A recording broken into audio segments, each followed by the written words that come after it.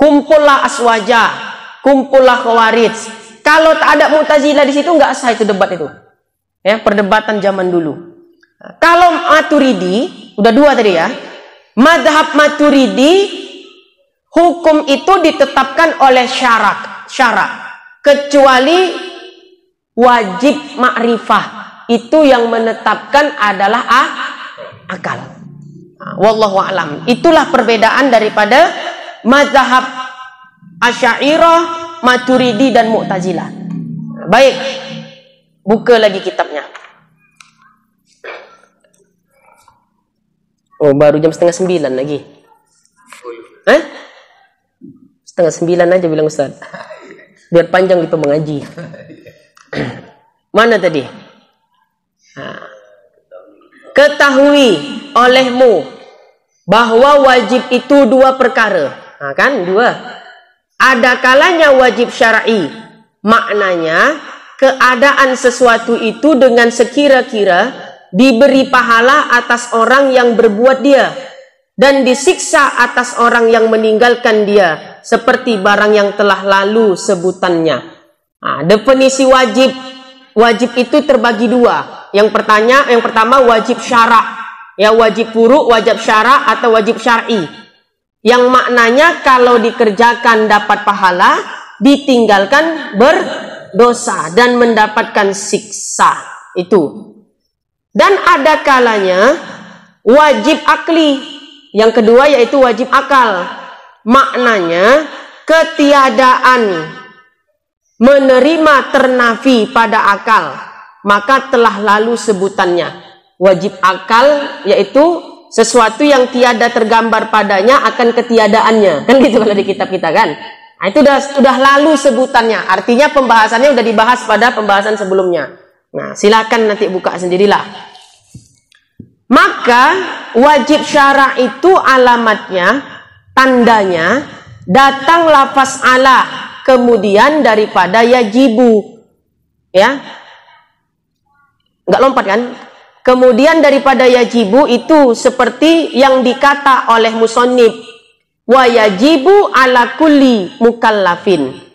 Diketahui, ya, andainya beginilah ya, seandainya lafaz syara' itu dibuang, sebagaimana di dalam kitabnya Imam Sanusi Syarhul Kubra, kan gitu tadi kan, di dalam kitab Syarhus Sughra dengan lafal wa yajibu ala kulli mukallafin syar'an, ada syar'annya seperti di kitab ini. Kemudian direvisi oleh Imam Sanusi dalam kitab yang lain yaitu Syarhul Kubra, wa yajibu ala kulli mukallafin saja, nggak pakai syar'an. Walaupun dibuang kalimat syar'annya, kita sudah sama paham lah bahwa wajib di situ ya wajib syara'. Dari mana kita tahu?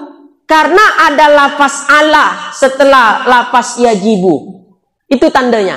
Wa yajibu ala kulli mukallafin. Karena ada alanya itu, oh berarti ini wajib syara'. Walaupun dibuang syara'nya di belakang. Paham itu maksudnya ya? Nah, itu seperti itu. Dan wajib akal itu datang alamatnya, datang tandanya lafaz lam atau fi yang dengan makna lam seperti yang dikata oleh musannif, ya, famimma yajibu li maulana. Nah, itu kalau ibaratnya famimma di kitab Latin famimma ya, Fama. Pinjam pulpen saya. Fama lah. Dah. Nah, kitab ini kadang cetakan lama hilang-hilang deh. Fama yajibu li maulana. Ya, jadi li maulana itu huruf lam yang bermakna fi. Ya. Li maulana.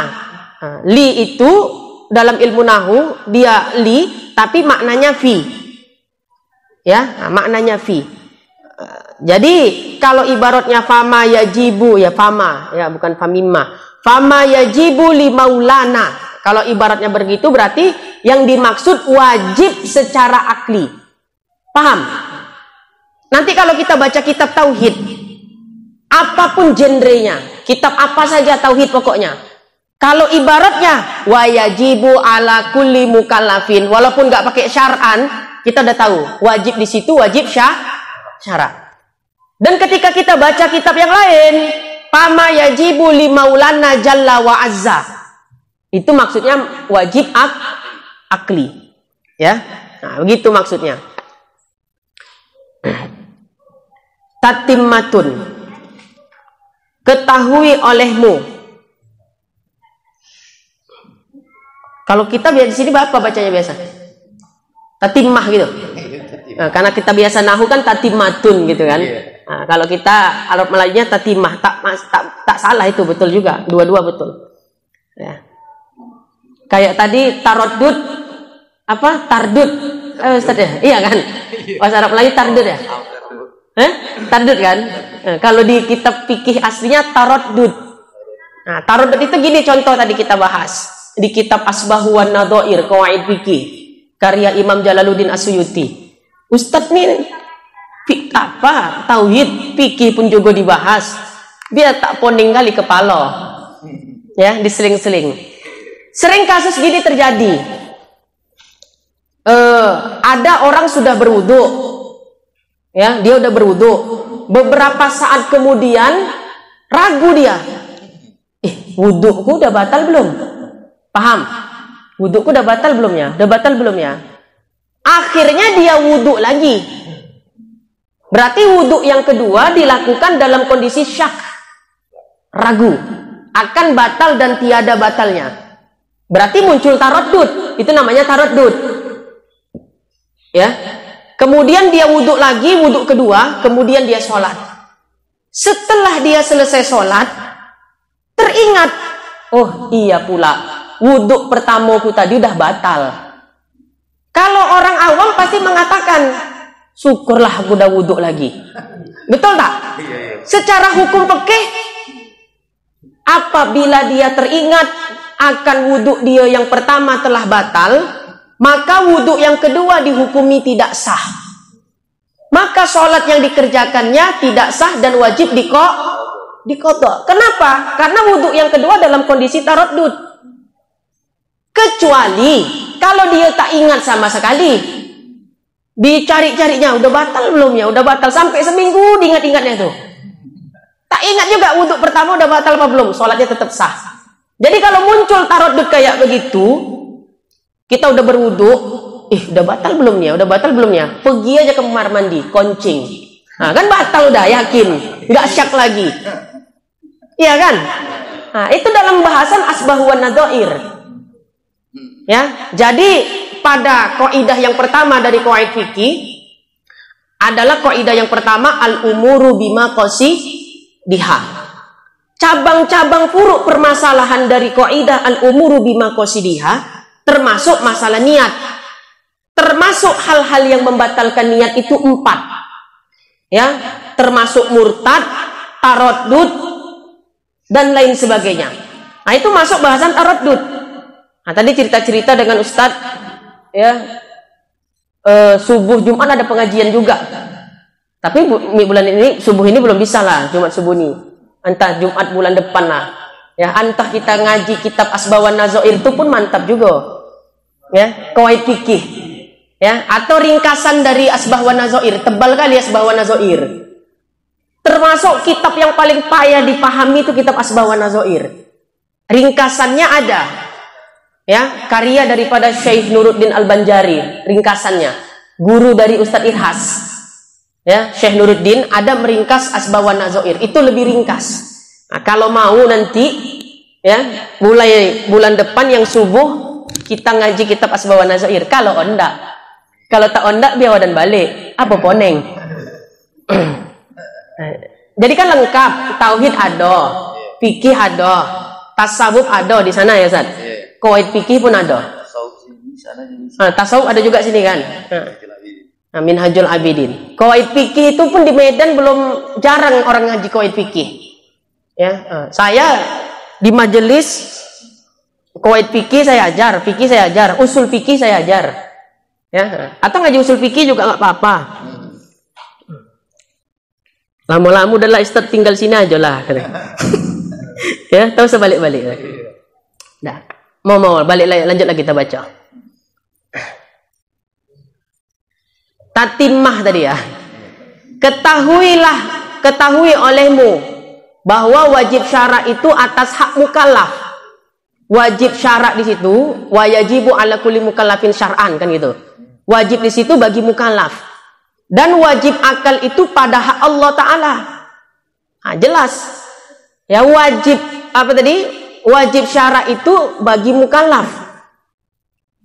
Makanya wajib syara itu kan apa contohnya? Ma'rifah, wajib sholat, puasa. Itu bagi hak mukallaf. Mukallaf itu kan makhluk. Mukallaf itu dua, jin manusia. Selain itu tidak ada mukallaf. Ya, jin manusia aja yang mukallaf. Dan wajib akal itu pada hak Allah Ta'ala. Ya, wajib akal itu pada hak Allah Ta'ala ialah mengetahui yang apa, sesuatu yang wajib, ya, wujud qidam baqo itu bagi hak Allah Ta'ala. Terkadang dikatakan dia pada hak mukallaf pula. Kadang-kadang wajib akal itu berlaku juga bagi mukallaf, seperti nabi yang mursal, ya, dan anbiya. Kan ada sifat wajib bagi rasul. Itu kan wajib, mustahil, jaiz berlaku juga bagi rasul. Berarti kadang-kadang wajib akli itu pun bagi mukallaf, makhluk, bukan hanya bagi Allah saja, gitu maksudnya. Seperti yang lagi akan datang, ya, bicaranya insya Allah Ta'ala. Artinya pembahasan nanti akan dijelaskan pada masa yang akan datang secara panjang lebar. Dan murad, nah ini kalau kita apa baca orang Melayu, ya, itu muradun itu dan yang dimaksud, gitu. Kita apa baca Ustaz? Maksudnya cuma murad. Melayu ya. Tardud, ya, nah, itu. Dan murad, ya, murad kan kalau bahasa Indonesia Latinnya murad. Kalau di Arab kan baca murad, sama juga kan gitu ya. Ada beda dia. Nah, dan murad ya, maksudnya dan yang dimaksud dengan mukallaf di sini jin dan manusia. Nah, itu yang saya kata tadi, mukallaf itu dua saja, jin dan manusia. Tetapi mukallaf manusia itu sampai umur seperti yang lagi akan datang sebutannya. Dan mukallaf jin itu daripada waktu jadinya. Gini, mukallaf itu kan dua, manusia, jin. Kalau manusia mukallafnya pakai umur. Dalam mazhab Syafi'i, anak laki-laki yang tak pernah mimpi basah, anak perempuan yang dia tidak datang haidnya, dihukumkan dia mukallaf bila usianya telah mencapai 15 tahun. Berarti pakai umur. Tapi kalau jin begitu lahir ke dunia langsung jadi mukallaf. Itu perbedaannya. Ya, nah, langsung jadi mukallaf. Nah, itu tadi termasuk di dalam kitab Tuhfatur Raghibin yang saya sebut tadi. Itu ada dijabarkan di akhir-akhir kitab itu penjabaran secara jelas tentang masalah jin. Ya, masalah jin. Itu ada di dalam kitab Tuhfatur Raghibin. Mana tahu ada yang mau jadi ahli jin, harus punya kitab itu. Iya, betul. Ya, cari kitab Tuhfatur Raghibin. Saya suka baca kitab aneh-aneh memang. Ya, nah, dia tadi. Ah, itu bedanya. Kalau jin mukallafnya begitu lahir langsung mukallaf. Dan adapun segala malaikat, maka tiada mereka itu mukallaf atas kaul yang rajih, atas pendapat yang kuat. Malaikat itu tidak mukallaf. Kalau mukallaf, malaikat wajib sholat, wajib puasa, wajib juga lah malaikat ngaji sifat 20. Apa tak poning, gitu kan? Nah, jadi malaikat tak mukallaf atas pendapat yang roji. Dan jikalau adalah Nabi Sallallahu Alaihi Wasallam disuruh, diutus kepada mereka itu sekalipun, karena bahwasanya disuruh atau diutus akan dia kepada mereka itu, sesungguhnya ia menyuruh tasrif. Ya, nanti kita jelaskan. Apa itu Ustaz? Di Latin itu apa setelah tasrif itu? Setelah tasrif arti ya. Arti memuliakan, bukan irsal karena taklif. Gini, malaikat mukallaf. menurut pendapat yang roji, malaikat tidak mukallaf. Ya, pendapat yang roji. Kalau malaikat mukallaf, malaikat wajib sholat, wajib puasa, wajib belajar sifat 20 di sini. Ya. Kemudian apakah Nabi diutus kepada para malaikat? Nabi diutus kepada seluruh makhluk. Bukan bangsa jin dan manusia saja. Malaikat pun diutus kepada para malaikat. Batu, pohon, hewan, tanah, semuanya. Tapi bedanya, kalau Nabi diutus kepada manusia dan jin, disebut dengan irsalut taklif. Diutus untuk membebankan hukum. Makanya manusia wajib sholat, jin wajib sholat, manusia wajib puasa, jin wajib puasa. Itu namanya irsalut taklif. Paham ya? Tapi ketika Nabi diutus kepada bangsa selain bangsa manusia dan jin, seumpama dia bangsa malaikat, maka bukan irsalu taklif, tapi irsalu tasyrif. Diutus sebagai bentuk pemuliaan kepada Nabi SAW. Jadi jawabannya, Nabi diutus kepada semua makhluk. Udah selesai. Hanya saja bedanya, kalau kepada manusia dan jin, Nabi diutusnya itu irsalu taklif. Adapun Nabi diutus selain kepada jin dan manusia, namanya irsalu tasyrif. Ya, nah itu dia. Cocoklah almarhum pernah memuji kitab Aqidatun Najin ini. Waktu kami ngaji kitab Asya Dusuki. Kitab Aqidatun Najin lebih hebat isinya daripada kitab Hasya Ad-Dasuki atau Dusuki. Itu kata komentar beliau itu. Ya, memuji kitab Aqidatun Najin. Lengkap betul. Rugilah yang tak mengaji. Dan ketahui olehmu, ya, biar sampai bawah nih kita. Habis itu pulang saya. Terus saya dah tanya. Dan ketahui olehmu bahwa, ya mana? Iya kan betul ya? Dan ketahui olehmu bahwasanya mukallaf itu yaitu yang balik, lagi berakal, lagi sejahtera panca inderanya. Sejahtera itu selamat panca inderanya, tak buta tak tuli.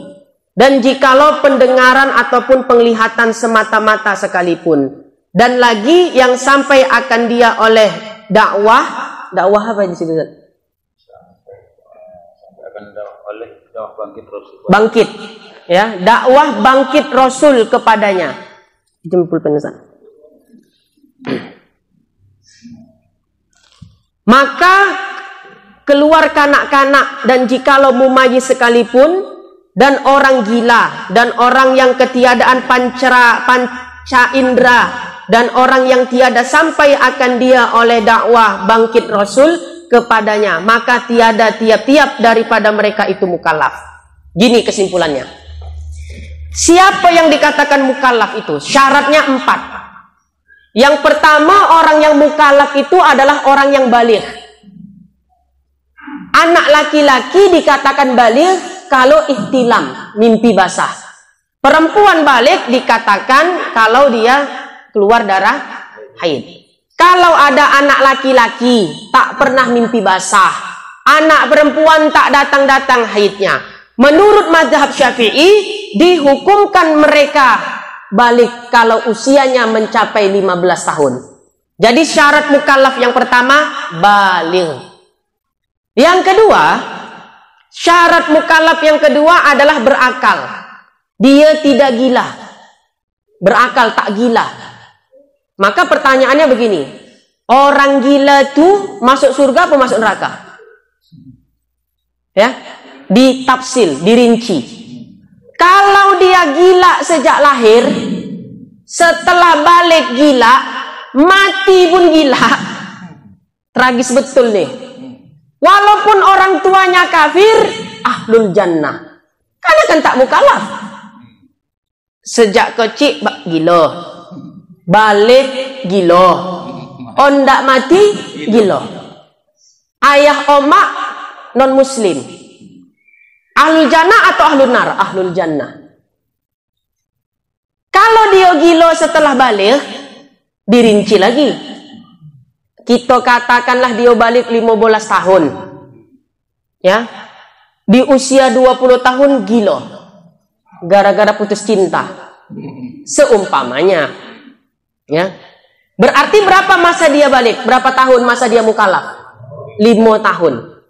Kalau dia kafir, ahlun nar khalidina fiha abada. Masuk neraka kekal di dalamnya. Kalau dia mukmin, dia akan disiksa di dalam neraka seukuran dosa yang dia kojokan selama 5 tahun itu. Udah, itu rincian orang gila. Ya, paham tuh ya? Nah, belum ada mengaji tentang orang gila kan nih. Nah, ini baru. Waktu itu saya ngaji kitab Mujazul Kalam, Syarah Aqidatul Awam. Kiai menjelaskan rinci seperti itu. Masih ingat betul saya.